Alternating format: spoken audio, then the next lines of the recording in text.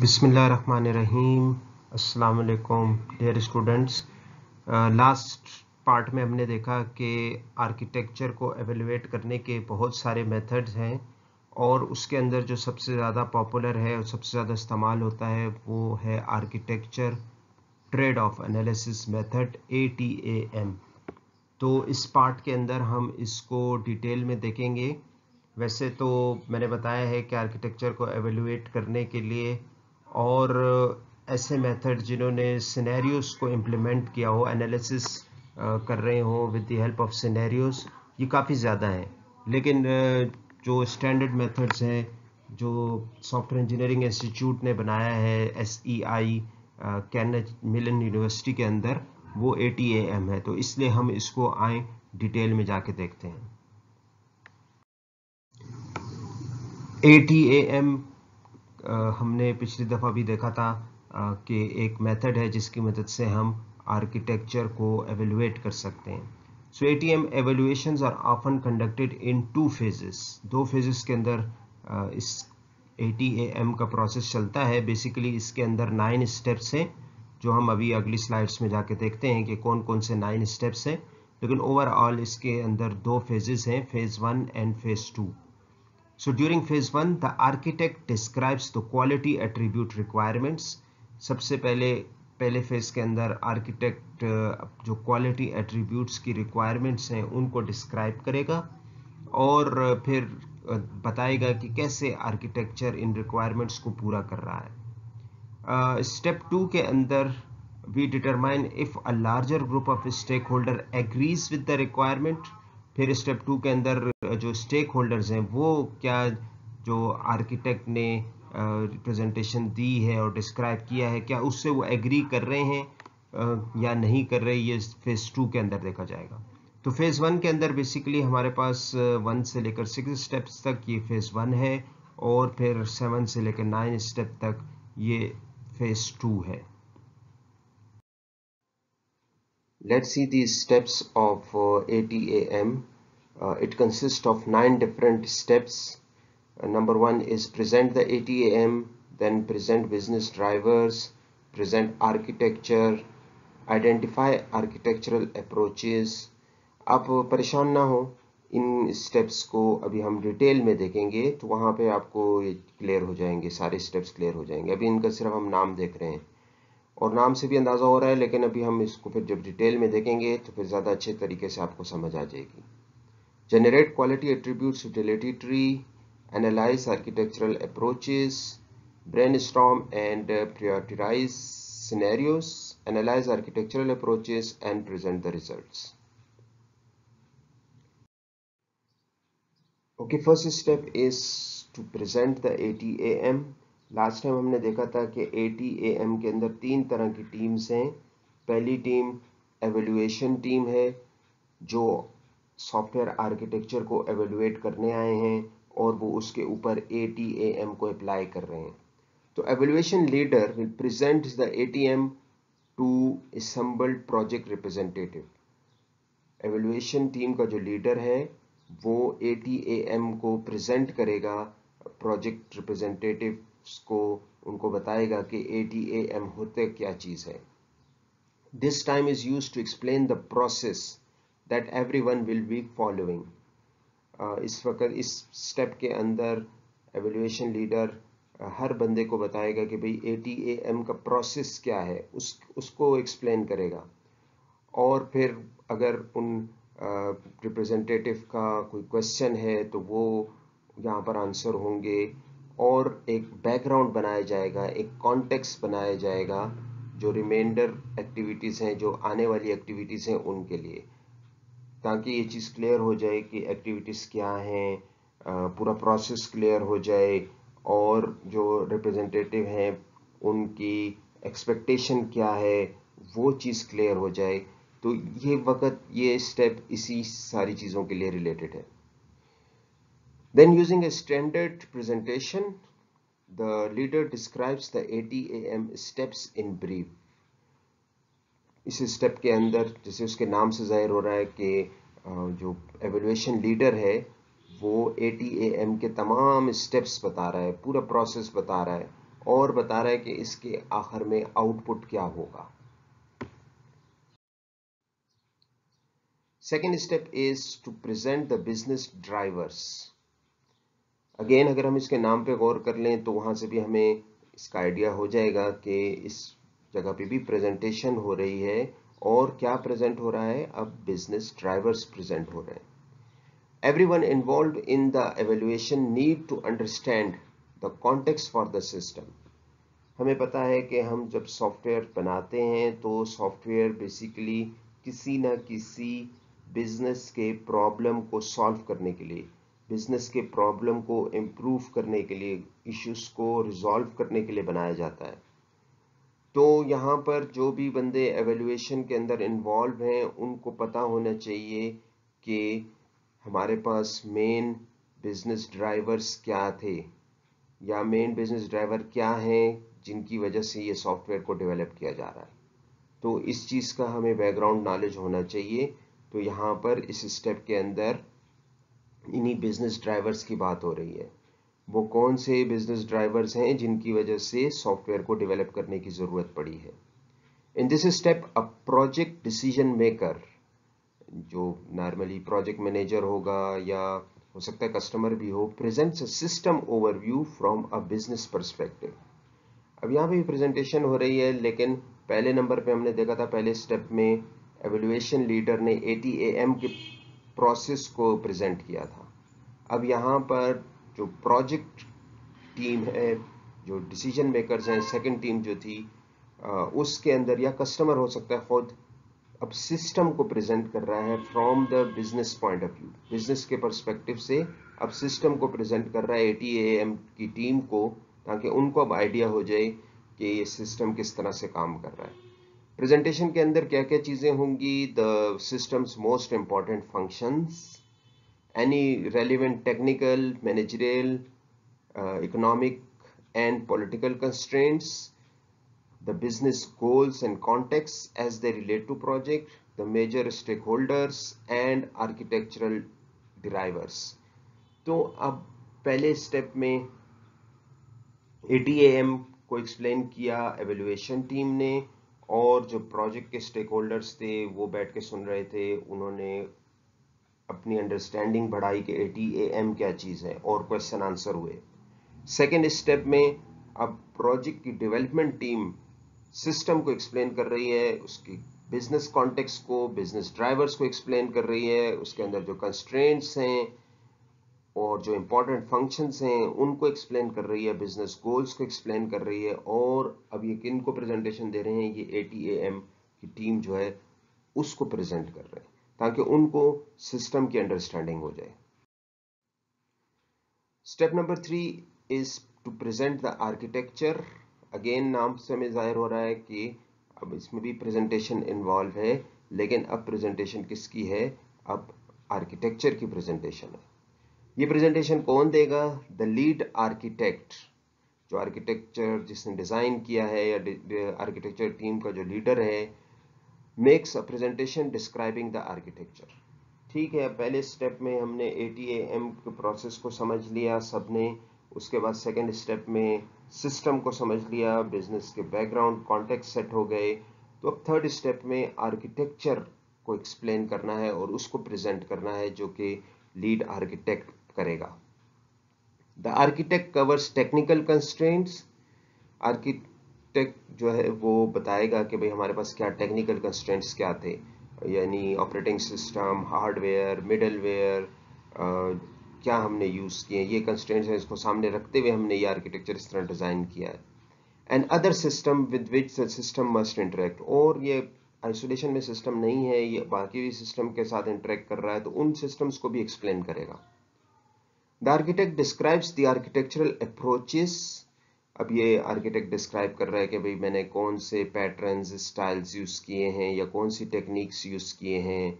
अब जो वोकेबलरी को भी एक्सप्लेन कर रहा है कि ये जो टर्म्स हैं आर्किटेक्चर से रिलेटेड, क्योंकि ATAM की टीम को शायद पता ना हो, या और जो स्टेक होल्डर्स बैठे हैं उनको शायद पता ना हो, तो उनको भी एक्सप्लेन कर रहा है और बता रहा है कि किस तरीके से इन चीज़ों के इस्तेमाल से हमने रिक्वायरमेंट्स को मीट किया है। The architect presentation should convey the essence of the architecture.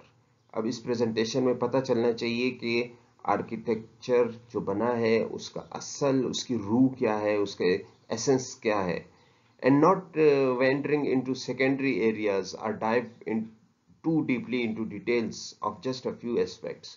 तो मेन जो मकसद है आर्किटेक्चर का वो पता चलना चाहिए प्रेजेंटेशन से, ना कि कोई साइड इशू पे या कोई मामूली सा कोई एस्पेक्ट है उसकी डिटेल बहुत ज़्यादा हो और मेन आर्किटेक्चर को सही तरह से एक्सप्लेन ही ना किया गया हो, बल्कि मेन आर्किटेक्चर के ऊपर फोकस होना चाहिए। उसका जो असल मकसद है, उसके जो एसेंस है, वो प्रेजेंटेशन से पता चलना चाहिए। The architect should present the views that she found most important during the creation of the architecture। हमने different views पढ़े थे, तो आर्किटेक्ट यहाँ पर अब वो व्यू भी रिप्रेजेंट कर रहा है कि जब वो आर्किटेक्चर बना रहे थे तो उस वक्त उनके सामने कौन से व्यूज उसके ख्याल में इंपॉर्टेंट हैं, तो वो इंपॉर्टेंट व्यूज भी यहाँ पे प्रेजेंट कर रहा है। And views that help to reason about the most important quality attribute concerns of the system। और वो वाले views जिससे जो important quality attributes हैं उनका पता चल रहा है, तो ये दोनों तरह के views जो हैं वो यहाँ पर present करेगा। तो पहले स्टेप के अंदर ATAM को एक्सप्लेन किया एवेल्युएशन टीम ने, सेकेंड स्टेप के अंदर बिजनेस को रिप्रेजेंट किया प्रोजेक्ट टीम ने या कस्टमर ने, और थर्ड स्टेप के अंदर आर्किटेक्चर को प्रेजेंट किया जो आर्किटेक्ट था उसने। Fourth step is identifying architectural approaches. In this step the ATAM focuses on analyzing an architecture by understanding its architectural approaches। इस स्टेप के अंदर जो फोकस है वो ये है कि आर्किटेक्चरल के अंदर अप्रोचेस क्या क्या यूज हुई हैं उनको एनालाइज करना है, ख़ास तौर पर जो पैटर्न्स इस्तेमाल हुए हैं उनको एनालाइज करना है। तो अभी तक एवोल्यूशन टीम को अच्छा खासा आइडिया हो चुका है कि आर्किटेक्ट ने कौन से पैटर्न्स यूज़ किए हैं, कौन सी अप्रोचेस यूज़ किए हैं सिस्टम को डिज़ाइन करने में। ठीक है, क्योंकि उन्होंने पिछले स्टेप के अंदर आर्किटेक्ट ने अपनी प्रेजेंटेशन दे दी थी और उस प्रेजेंटेशन में उनको आइडिया हो गया है कि कौन कौन से आर्किटेक्चरल अप्रोचेस यूज़ हुई हैं। तो इस स्टेप के अंदर वो जो डॉक्यूमेंटेशन है उसको एनालाइज करेंगे, या जो उन्होंने प्रेजेंटेशन से जो नोट्स लिए हैं उनको वो मज़ीद एनालाइज करेंगे और मज़ीद क्वेश्चंस भी कर सकते हैं ताकि सिस्टम के बारे में और भी क्लैरिटी हो, उनको सिस्टम के बारे में और भी पता चल जाए। System team should have adopt at spotting approaches not mentioned explicitly। ऐसी अप्रोचेस जो अभी तक मेंशन नहीं की गई तो उनको भी स्पॉट कर सकती है team. The evaluation team simply catalogues the patterns that have been identified. तो इस स्टेप में जो काम है वो ये है कि जो अप्रोचेस आर्किटेक्चर को बनाने में इस्तेमाल हुई हैं, जो पैटर्न्स इस्तेमाल हुए हैं, उनकी कैटलॉगिंग की जाए, उनको नोट किया जाए। The list is publicly captured, ये सबके सामने कैप्चर करेंगे list, and will serve as the basis for later analysis. और इसी लिस्ट को लेकर अगले स्टेप्स के अंदर इसका इस्तेमाल किया जाएगा। Step number 5 is to generate the utility tree. इस स्टेप के अंदर हम क्वालिटी एट्रीब्यूट यूटिलिटी ट्री बनाएंगे जिसकी मदद से हम क्वालिटी एट्रीब्यूट गोल्स को आर्टिकुलेट कर सकते हैं डिटेल के अंदर। यूटिलिटी ट्रीज की मदद से हम अपने जो हमारे क्वालिटी एट्रीब्यूट रिक्वायरमेंट्स हैं जिनके ऊपर आर्किटेक्ट काम कर रहे थे उनको हम अच्छे तरीके से डिफाइन कर सकते हैं। इम्पॉर्टेंट क्वालिटी एट्रीब्यूट गोल्स को हमने स्टेप नंबर 2 के अंदर मेंशन किया था और हमने वहाँ पे बताया था कि बेसिकली ये क्वालिटी एट्रीब्यूट जो हैं ये बिजनेस ड्राइवर्स से अराइज होते हैं, वहाँ से निकलते हैं। तो अगर आप एक क्वालिटी एट्रीब्यूट यूटिलिटी ट्री बनाना चाह रहे हैं तो इसके लिए ये होगा कि सिस्टम की जो पूरी की पूरी यूटिलिटी है उसको ब्रेक डाउन किया जाएगा क्वालिटी एट्रीब्यूट्स में, और फिर इन क्वालिटी एट्रीब्यूट्स को फर्दर रिफाइन किया जाएगा into attribute refinements. Attribute refinements का मतलब ये है कि वो स्पेसिफिक क्वालिटीज हैं सिस्टम की, जब एक दफ़ा क्वालिटी एट्रीब्यूट्स को आप रिफाइन कर देते हैं तो फिर उसके बाद जो आर्किटेक्चरली सिग्निफिकेंट रिक्वायरमेंट्स होती हैं हर एट्रीब्यूट की, उनको हम आपस में एक दूसरे के साथ एसोसिएट कर सकते हैं। तो इस स्टेप से हमें सिस्टम और उसकी जो क्वालिटीज़ हैं और क्वालिटीज़ के अंदर जो उनकी प्रायोरिटीज़ हैं उसके बारे में हमें डिटेल में पता चलता है। In this step, the evaluation teams work with the project decision makers to identify, prioritize and refine the system most important quality attribute goals. आप देख रहे हैं कि दोनों टीमें अब इकट्ठी हो गई हैं, प्रोजेक्ट डिसीजन मेकर्स और एवेल्युएशन टीम दोनों मिल गए हैं, आपस में मिल के काम कर रहे हैं और उसके अंदर वो फिर आइडेंटिफाई कर रहे हैं एक क्वालिटी एट्रीब्यूट्स को, जो बहुत ही इंपॉर्टेंट सिस्टम के लिए सबसे इंपॉर्टेंट क्वालिटी एट्रीब्यूट्स हैं उनको आइडेंटिफाई कर रहे हैं, उनको प्रायोरिटाइज कर रहे हैं और उनका एक ट्री बना रहे हैं। These are expressed as scenarios. हम पहले भी देख चुके हैं पिछले लेक्चर के अंदर भी कि हम सिनेरियोस की मदद से इसको एक्सप्रेस कर सकते हैं। सिनेरियोस का आपको आई होप आइडिया क्लियर होगा। Which populate the leaves of the utility tree. ये सिनेरियोस कहाँ पर आएंगे? ये यूटिलिटी ट्री के जो लीव्स हैं उसके ऊपर आएंगे। The scenarios are assigned a rank of importance. फिर हम इनके अंदर प्रायोरिटी कैसे बना सकते हैं? हम सिनेरियोस को प्रायोरिटी दे सकते हैं। मसलन हम उसको हाई प्रायोरिटी दे सकते हैं, मीडियम या लो प्रायोरिटी दे सकते हैं इन सिनेरियोस को। तो इन प्रायोरिटी से पता चलता है कि ये मस्ट हैव एट्रीब्यूट है या अगर इसकी प्रायोरिटी लो है तो उसको हम इग्नोर भी कर सकते हैं। लेकिन ये सिस्टम टू सिस्टम वेरी करता है। ज़रूरी नहीं कि एक अगर क्वालिटी एट्रीब्यूट की प्रायोरिटी हाई होगी तो दूसरे सिस्टम में भी वो हाई होगी, ऐसा नहीं है।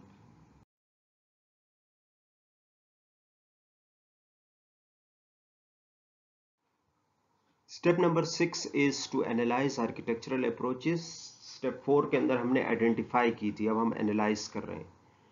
हमारे पास अब एक यूटिलिटी ट्री बन चुका है, उसके अंदर क्वालिटी एट्रीब्यूट्स हमने मेंशन कर दी हैं और उन क्वालिटी एट्रीब्यूट्स की फिर हमने प्रायोरिटी बना दी है, हाई, मीडियम, लो।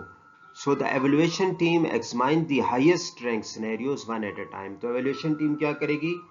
जो हाईएस्ट रैंक सिनेरियोज हैं उनको one at a time examine करेगी और आर्किटेक्ट से सवाल पूछेगी कि किस तरह से ये वाला क्वालिटी एट्रीब्यूट्स आपका आर्किटेक्चर सपोर्ट करता है या नहीं करता।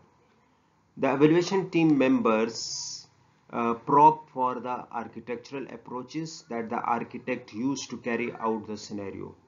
अब जो क्वेश्चन कर रहा है बंदा, एवेल्युएशन टीम के मेंबर्स वो ये ढूंढने की कोशिश करेंगे कि इस सिनेरियो को पूरा करने के लिए आर्किटेक्ट ने कौन सी अप्रोच यूज की है, उस अप्रोच को ढूंढने की कोशिश करेंगे, उसको फाइंड आउट करने की कोशिश करेंगे। Along the way, the evaluation team documents the relevant architectural decisions और साथ साथ वो उसको नोट भी करते जा रहे हैं कि अब क्या क्या यहाँ पर आर्किटेक्चर डिसीजंस क्या लिए गए हैं, and identify and catalogues these risks, non risks and sensitivity points and trade offs. और साथ साथ अब जो रिस्क्स और नॉन रिस्क सिनेरियोज हैं वो आइडेंटिफाई हो रहे हैं, उनकी डॉक्यूमेंटेशन हो रही है, कैटलॉगिंग, क्लासिफिकेशन हो रही है, मुख्तलिफ क्लासेस में उनको डिवाइड किया जा रहा है, सेंसिटिविटी पॉइंट्स और ट्रेड ऑफ्स इन सबको आइडेंटिफाई किया जा रहा है और साथ साथ डॉक्यूमेंट किया जा रहा है।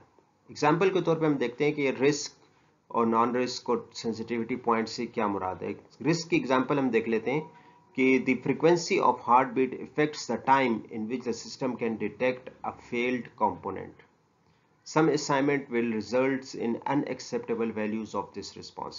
अब ये एक रिस्क हो सकता है जो ये सिचुएशन पेश की गई है। सेंसिटिविटी पॉइंट क्या होगा उसकी एग्जांपल देख लेते हैं। The number of simultaneous database clients will affect the number of transactions that our database can process per second। अब ये सेंसिटिव बात हो सकती है अगर नंबर ऑफ क्लाइंट्स जो हमारे पास साइमल्टेनियसली डेटाबेस को एक्सेस कर रहे हैं उनका नंबर बढ़ जाता है।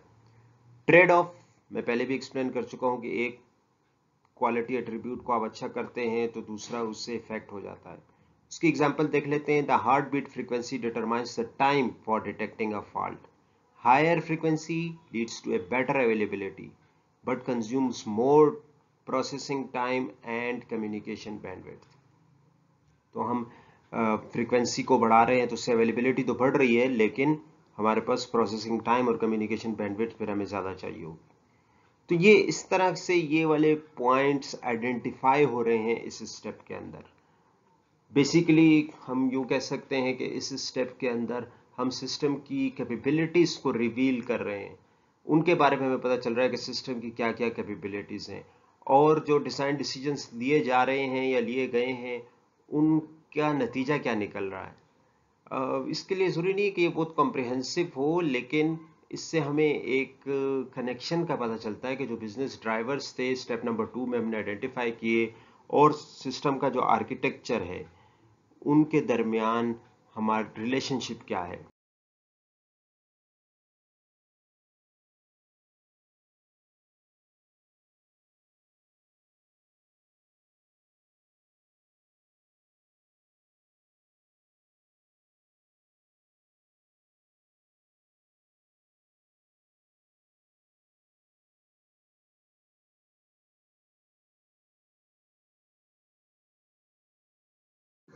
Seventh step is brainstorm and prioritize scenarios. इस स्टेप के अंदर जितने भी स्टेक होल्डर्स हैं वो अपने अपने सिनेरियोज बनाएंगे, जो सिनेरियोज उनको इम्पोर्टेंट लग रहे हैं, जो वो चाह रहे हैं कि फाइनल सिस्टम के अंदर ये वाले सिनेरियोज होने चाहिए या वो इनकी एक्सपेक्टेशन है। तो जो उनको इम्पोर्टेंट लग रहे हैं वो अपने अपने हर एक स्टेक होल्डर या उनकी टीम अपने अपने सिनेरियोज बनाएगी। मिसाल के तौर पे जो मेंटेनर है उसके लिए मोडिफाइबिलिटी का सिनेरियो बड़ा इंपॉर्टेंट है, तो वो मेंटेनर मोडिफाइबिलिटी का सिनेरियो प्रपोज करेगा। यूज़र के लिए ईज़ ऑफ ऑपरेशन या यूज़फुल फंक्शनैलिटी ये ज़्यादा इम्पॉर्टेंट है, तो वो उस सिनेरियो के साथ आएगा। क्वालिटी इंश्योरेंस पर्सन के लिए टेस्टिंग और इसी तरह सिस्टम की एबिलिटी को रिप्लिकेट कर सके अगर कोई फॉल्ट आ जाता है, ये ज़्यादा इम्पॉर्टेंट है, तो वो इस किस्म के सिनेरियो को प्रपोज करेगा। मेन मकसद ये है इस एक्टिविटी का कि एक ब्रेन स्टॉर्मिंग हो जाए, जिसके जहन में जो कुछ है वो उस तरह का सिनेरियो दे, ताकि जो स्टेक होल्डर समझ रहे हैं कि फाइनल सिस्टम के अंदर ये वाले सिनेरियोज बहुत इंपॉर्टेंट है और ये वाले सिनेरियोज होने चाहिए, तो वो तमाम के तमाम सिनेरियोज को हम इकट्ठा कर लें।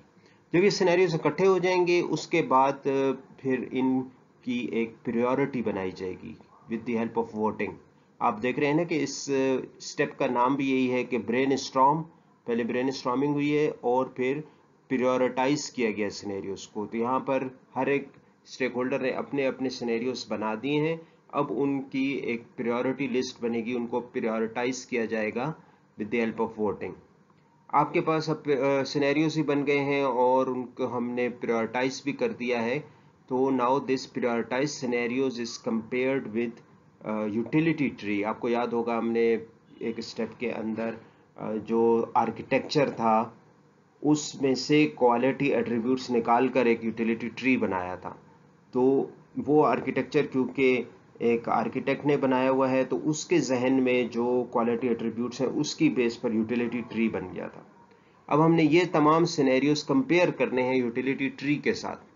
अगर तो इनके दरमियान एक ही जैसे हैं, ये जो स्टेक होल्डर्स ने जो सिनेरियोज बनाए हैं प्रायोरिटाइज सिनेरियोज, और जो सॉफ्टवेयर आर्किटेक्ट ने जो यूटिलिटी ट्री के ज़रिए जिसमें हमने स्पेसिफाई किया था क्वालिटी एट्रीब्यूट्स को, अगर वो एक ही जैसे हैं दोनों, it means that it is a good alignment. It means that कि आर्किटेक्ट ने वही बनाया हुआ है जो कि स्टेक होल्डर चाह रहे हैं। लेकिन यहाँ पे एक रिस्क भी है, हो सकता है कि इस एक्सरसाइज के दौरान सिनेरियोज बहुत ज़्यादा बन जाएं, क्योंकि यहाँ पे बहुत सारे स्टेक होल्डर्स इन्वॉल्व हैं और हर बंदा अपने अपने जो उसको इम्पोर्टेंट लग रहा है वो वाले सिनेरियो बना रहा है। तो सिनेरियोज हो सकता है कि ज़्यादा बन जाएं as compared to the one which are present in the utility tree.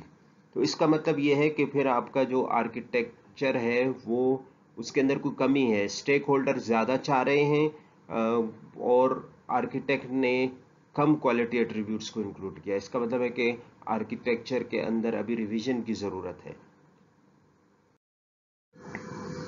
Step number 8 is reanalyse architectural approaches. ये बिल्कुल स्टेप 6 की तरह ही है। इसमें भी एवेलुएशन टीम जो सिनेरियोज हैं उनको एवेलुएट करेगी जैसे स्टेप 6 में किया था, और फिर आर्किटेक्ट से क्वेश्चन पूछेगी और आर्किटेक्ट उसको आंसर करेगा कि ये आर्किटेक्चर के अंदर किस तरह से ये सिनेरियो सेटिस्फाई हो रहा है या नहीं हो रहा। यहाँ पे ये स्टेप दोबारा क्यों आ गया है? क्योंकि स्टेप 7 के अंदर हमने नए सिनेरियोज बना लिए हैं और उनको अब हमने एक प्रायोरिटी भी दे दी है। तो स्टेप 8 दोबारा से ये इसलिए आ रहा है क्योंकि जो नए सिनेरियोज हैं उनको अब इनकॉर्पोरेट किया जाए। तो यहाँ पे जो हाईएस्ट रैंक जिनकी प्रायोरिटी ज़्यादा होगी उन सिनेरियोज को एवेलुएशन टीम दोबारा एवेलुएट कर रही है, और हो सकता है कि यूटिलिटी ट्री को भी दोबारा रिक्रिएट किया जाए और तकरीबन 5 से 10 जो टॉप प्रायोरिटी के सिनेरियोज हैं उनको लेकर एवेलुएशन टीम दोबारा से एवेलुएट करेगी और आर्किटेक्ट से पूछेगी। आर्किटेक्ट फिर एक्सप्लेन करेगा कि आर्किटेक्चर के अंदर ये वाले सिनेरियो किस तरह से सेटिस्फाइड हो रहे हैं। अगर नहीं हो रहे तो एवेलुएशन टीम उनको गाइड करेगी कि इसको रीडिज़ाइन करें आर्किटेक्चर को और इन सिनेरियोज को भी लेकर आएं। आखिरी स्टेप है प्रेजेंट द रिजल्ट्स। इस स्टेप के अंदर जितने भी एवेलुएशन के रिजल्ट्स हैं पहले उनको कंपाइल किया जाएगा। जो डॉक्यूमेंटेशन है, सेंसिटिविटी पॉइंट्स हैं, ट्रेड ऑफ्स हैं, जो आपके पास रिस्क और नॉन रिस्क सिनेरियोज हैं, यूटिलिटी ट्रीज हैं, उन सब को कंपाइल किया जाएगा और कंपाइल करने के बाद उसको प्रेजेंट किया जाएगा टू द स्टेक होल्डर्स।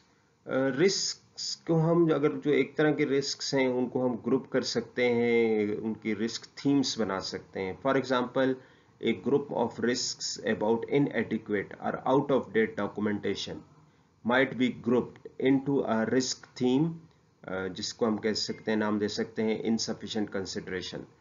तो इस तरह के बहुत सारे ग्रुप्स अगर रिस्क हैं उनका हम ग्रुप बना के उसको एक रिस्क थीम के अंडर हम रख सकते हैं। इसी तरह a group of risks about systems inability to function when the hardware और सॉफ्टवेयर फेल, इसको हम ग्रुप कर सकते हैं अवेलेबिलिटी के थीम के अंदर। तो जो बहुत सारे रिस्क आइडेंटिफाई हुए हैं उनको ग्रुप करके किसी एक थीम के अंडर हम रख सकते हैं। For each risk theme, the evaluation team identifies which business drivers are affected.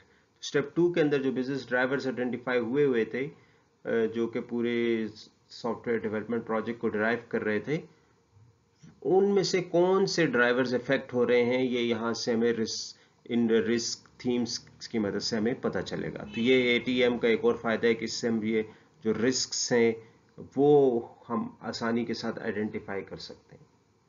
Anyhow, जब ये सारी जो डॉक्यूमेंटेशंस हैं ये आपस में जो एवेल्युएशन रिजल्ट्स हैं जब ये कंपाइल हो जाएंगी तो फिर ये स्टेक होल्डर्स को प्रेजेंट की जाएंगी। आखिर में हम देखते हैं कि एटीएएम के आउटपुट्स क्या क्या होंगे। एटीएएम के आउटपुट होंगे a concise presentation of the architecture. Architecture की एक प्रेजेंटेशन होगी। Architecture is presented in 1 hour, 1 घंटे के अंदर अंदर इसकी प्रेजेंटेशन हो जाएगी। Then articulation of business goals, जो फ्रीक्वेंटली बिजनेस गोल्स एटीएम के दौरान प्रेजेंट किए गए हैं और जितने भी पार्टिसिपेंट्स थे उन्होंने, हो सकता है उनके सामने पहली दफ़ा ये बिजनेस गोल्स आए हों, तो वो सब कैप्चर्ड होंगे, उनको नोट किया जाएगा, डॉक्यूमेंट किया जाएगा कि बिजनेस गोल्स क्या हैं। बाज़ दफ़ा पार्टिसिपेंट को ही पता नहीं होगा कि बिजनेस गोल्स क्या हैं, तो उनको एक डॉक्यूमेंट, उनको आर्टिकुलेशन हो जाएगी। Number 3 is prioritise quality attributes requirements. अब हमने मुख्तलिफ़ किस्म के क्वालिटी एट्रीब्यूट सिनेरियोस बना लिए जब एटीएम का प्रोसेस चला, और फिर उनको हमने फिर उनकी प्रायोरिटी बनाई, प्रायोरिटाइज कर दिया, तो प्रायोरिटाइज से एक रिक्वायरमेंट आ गई।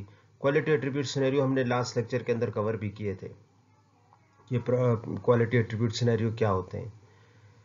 Then another output is a set of risks and non-risks scenarios हमारे पास आ जाएंगे।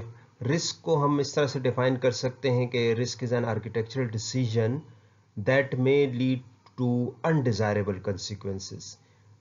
इस वक्त बात हो रही है क्वालिटी एट्रीब्यूट्स की, तो क्वालिटी एट्रीब्यूट्स की पॉइंट ऑफ व्यू से ऐसे ही डिसीजन अगर हम लेते हैं जो अनडिजायरेबल उसका नतीजा निकलता है, जो हमें नहीं चाहिए वैसा नतीजा निकल आता है, तो ऐसी डिसीजन को रिस्क्स कहेंगे। नॉन रिस्क क्या होगा? वो वाला डिसीजन होगा विच इज़ सेफ, जिसके अंदर आप जब डिसीजन लेते हैं और क्वालिटी एट्रीब्यूट को कोई फ़र्क नहीं पड़ता या वो सेफ रहती हैं, तो उसको नॉन रिस्क कहते हैं।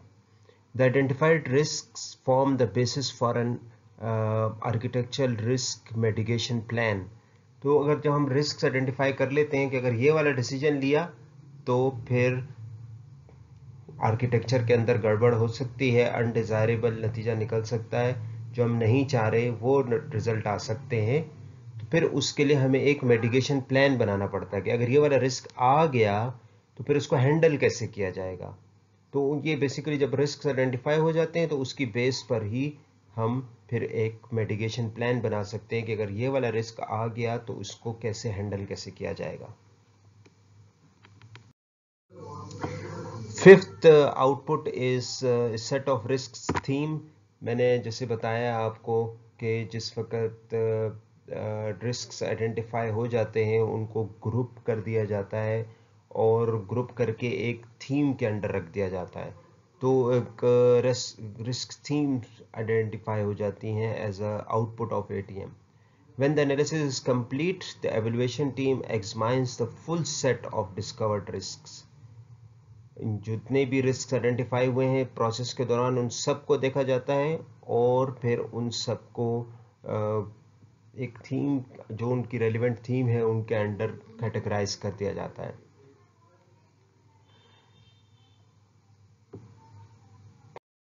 ये रिस्क आपको बताते हैं कि आर्किटेक्चर के अंदर कोई वीकनेसेस हैं या प्रोसेस के अंदर कोई वीकनेस है, या इवन हो सकता है टीम के अंदर कोई वीकनेस है, तो वो भी यहाँ से हमें पता चलता है। अगर हम इन रिस्क टीम को वैसे ही छोड़ दें तो इससे फिर हमारे पास जो बिजनेस ड्राइवर्स हैं, बिजनेस गोल्स हैं, वो इफेक्ट होने का डर होता है। सिक्स्थ आउटपुट है mapping of architectural decision to quality requirements. Architecture के अंदर जब हम एक डिसीजन लेते हैं, हम कोई काम करते हैं, कोई कंपोनेंट ऐड रिमूव करते हैं, तो उसका क्वालिटी के साथ उसकी क्या मैपिंग है, क्वालिटी रिक्वायरमेंट के साथ क्या मैपिंग है, ये भी हमें आउटपुट के तौर पे सामने आता है ATAM के। For each quality attribute scenario those decisions that help to achieve it are determined and capture. हर एक क्वालिटी एट्रीब्यूट सिनेरियो ATM के अंदर जो हमने एग्जामाइन किया है उसके लिए आर्किटेक्चरल डिसीजन देखा जाता है, उसको नोट किया जाता है, उसको डॉक्यूमेंट किया जाता है कि भाई ये वाला क्वालिटी एट्रीब्यूट आया है तो इसके लिए हमने ये डिसीजन लिया था, उनकी मैपिंग हो जाती है आपस में। ये डिसीजन क्यों लिया है? क्योंकि हम फलां क्वालिटी एट्रीब्यूट लेकर आना चाह रहे हैं या फलां क्वालिटी एट्रीब्यूट की रिक्वायरमेंट है, इस वजह से हम ये डिसीजन लेने पे मजबूर हैं या हमने ये डिसीजन इसलिए लिया है। तो मैपिंग हो जाती है बिटवीन क्वालिटी एट्रीब्यूट रिक्वायरमेंट्स और आर्किटेक्चरल डिसीजंस। फिर है कि हमारे पास set of sensitivity and trade off points आ जाते हैं। मैंने पहले भी बताया है कि ट्रेड ऑफ का मतलब ये है कि एक क्वालिटी एट्रीब्यूट आप अच्छा कर रहे हैं तो दूसरा क्वालिटी एट्रीब्यूट उससे इफेक्ट हो रहा है, तो ट्रेड ऑफ पॉइंट ही ATM का मेन जो ऑब्जेक्टिव था उसको इस्तेमाल करने का, वो यही था कि हमें ट्रेड ऑफ पॉइंट का पता चले कि कहाँ आर्किटेक्चर के अंदर वो कौन सी जगह हैं जिनके अंदर ट्रेड ऑफ आ रहा है, क्वालिटी एट्रीब्यूट से एक को हम अच्छा कर रहे हैं, दूसरी इससे इफेक्ट हो रही है। तो इसका एक और आउटपुट ये है कि हमारे पास सेंसिटिविटी पॉइंट्स और ट्रेड ऑफ पॉइंट्स आ जाते हैं।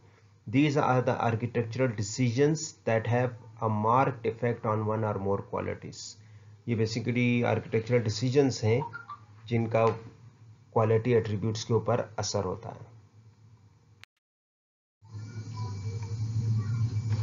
हमारे पास फिर कुछ इंटेंजिबल आउटपुट्स भी हैं ATAM की एवेल्युएशन के अंदर। For example a sense of community on part of the stake holder अब एक कम्युनिटी अपने आप को समझ रहे हैं क्योंकि सब ने मिलकर काम किया है एक प्रोजेक्ट के अंदर।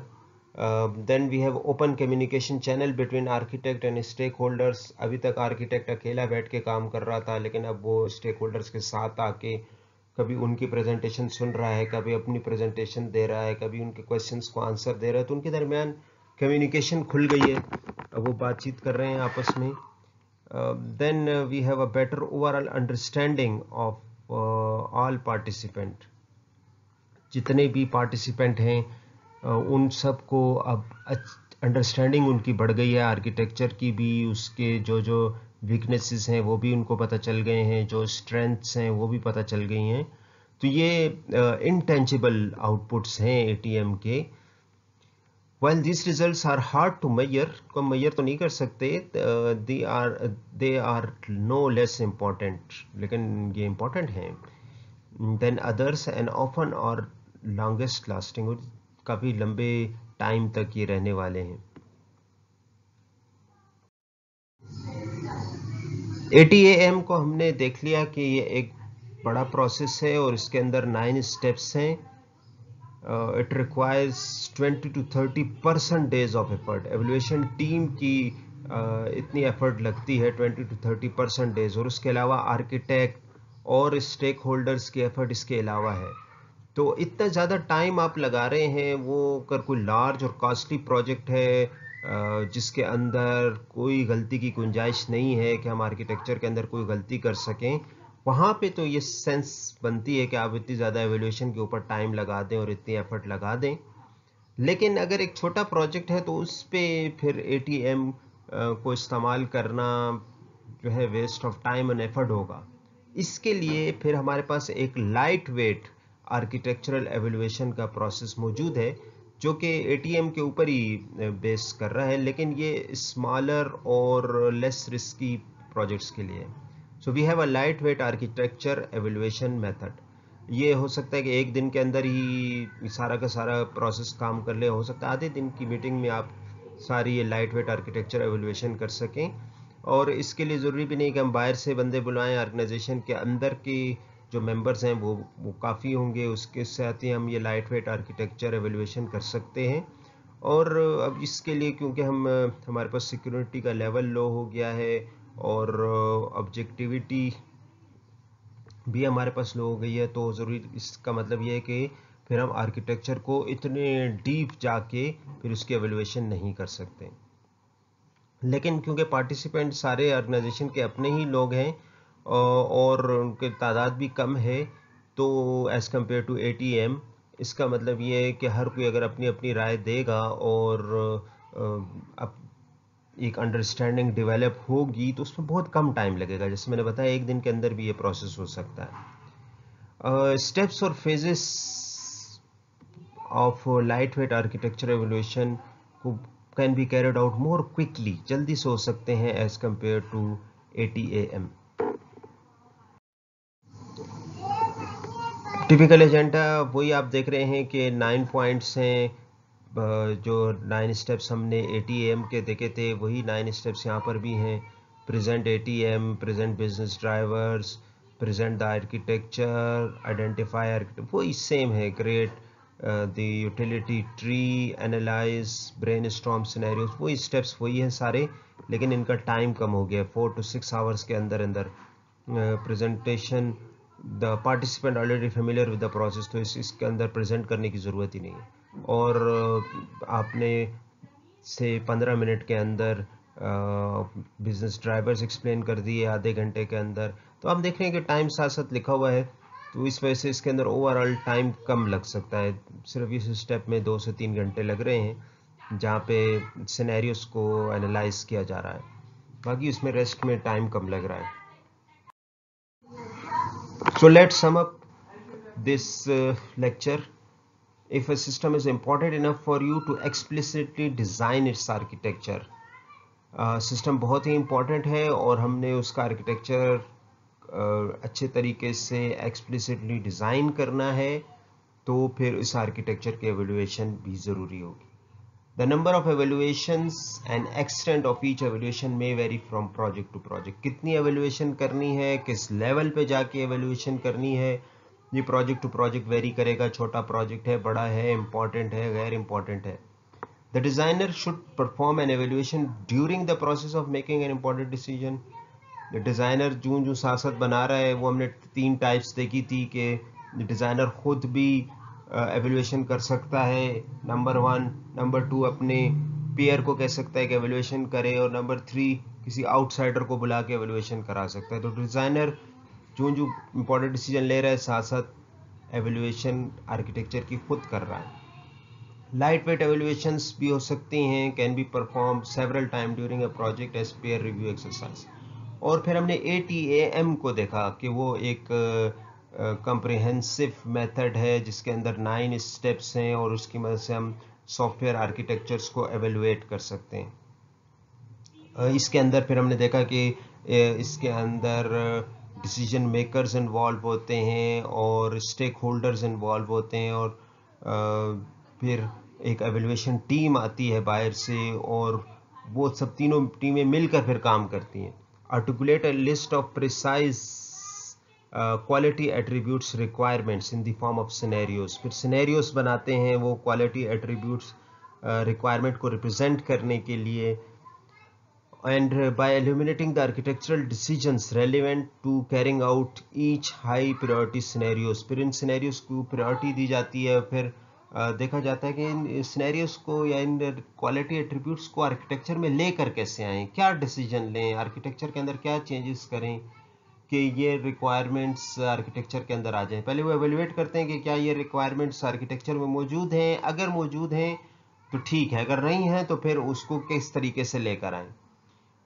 These decisions can then be understood in terms of risks and non-risk। फिर उनको डिवाइड किया जाता है कि अगर ये वाले डिसीजन लिए तो कोई अनएक्सपेक्टेड आउटपुट ना आ जाए या क्वालिटी एट्रीब्यूट इफेक्ट ना हो जाए, तो उसको फिर रिस्क कहते हैं। अगर नहीं हो रहा तो नॉन रिस्क है। और फिर आर्किटेक्चर के अंदर कौन कौन सी जगह ऐसी है जहाँ पे अगर हम कोई डिसीजन लेते हैं तो क्वालिटी एट्रीब्यूट्स इफेक्ट हो रहे हैं। और आखिर में हमने देखा कि एक लाइट वेट आर्किटेक्चर एवेल्यूएशन भी है। अगर आपके पास इतना कॉस्टली प्रोजेक्ट नहीं है और छोटा सा प्रोजेक्ट है, तो उसकी अगर आप आर्किटेक्चर की एवेल्यूएशन करना चाह रहे हैं तो उसके लिए फिर लाइट वेट आर्किटेक्चर एवेल्यूएशन भी की जा सकती है। आई होप कि आपको आइडिया हो गया होगा कि आर्किटेक्चर की एवेल्यूएशन किसे कहते हैं। ठीक है, सॉफ्टवेयर आर्किटेक्चर जब आप बना लेते हैं तो फिर उसको एवेल्यूएट कैसे किया जाता है। अगर आपको कोई क्वेश्चन कहीं पर है और कहीं पर आपको पॉइंट्स क्लियर नहीं हो रहे तो काइंडली कमेंट करके आप पूछ सकते हैं। Thank you for watching, take care, अल्लाह हाफिज़।